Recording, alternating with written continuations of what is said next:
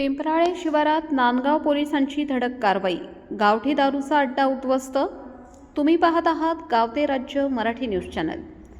नाशिक जिल्ह्यातील नांदगाव तालुक्यातील पिंपराळे शिवारात नांदगाव पोलिसांनी गावठी दारूच्या अवैध व्यवसायावर मोठी कारवाई केली आहे. पांझण नदीच्या काठावर सुरू असलेला दारू गाळण्याचा अड्डा उद्ध्वस्त करत तब्बल 27,000 रुपयांचा मुद्देमाल नष्ट करण्यात आला.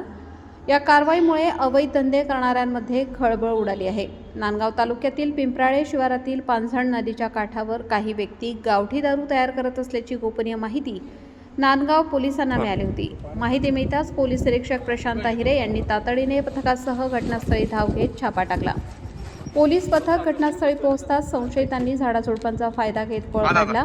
मात्र पोलिसांनी घटनास्थळाची पाहणी करत दारू निर्मितीसाठी वापरण्यात येणारे साहित्य आणि तयार रसायन जप्त केले. या कारवाईत सुमारे 27,000 रुपये किमतीचा मुद्देमाल नष्ट करण्यात आला. घटनास्थळी 200 लिटर क्षमतेचे टब, कच्चे रसायन आणि दारू निर्मितीसाठी लागणारे साहित्य आढळून आले. या प्रकरणी नंदूदादा आगे, सोनूदादा आगे, साईनाथदादा आगे, काळू पेटलू माळी, ताराबाई पेटलू माळी यांच्यासह इतरांविरुद्ध नांदगाव पोलीस ठाण्यात गुन्हा दाखल करण्यात आला आहे.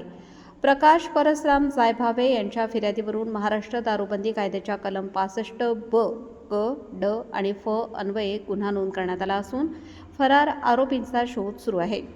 पोलीस निरीक्षक प्रशांत अहिरे यांच्या मार्गदर्शनाखाली पोलीस हवालदार नंदू चव्हाण या प्रकरणाचा पुढील तपास करीत आहेत. पिंपराळे शिवारातील या धडक कारवाईमुळे अवैध गावठी दारू व्यवसाय करणाऱ्यांना मोठा इशारा मिळाला आहे. फरार आरोपींना अटक करण्याचे आव्हान आता नांदगाव पोलिसांसमोर आहे. गाव ते राज्य मराठी न्यूज चॅनल नांदगाव. संपादक विजय धामणे, नांदगाव, नाशिक.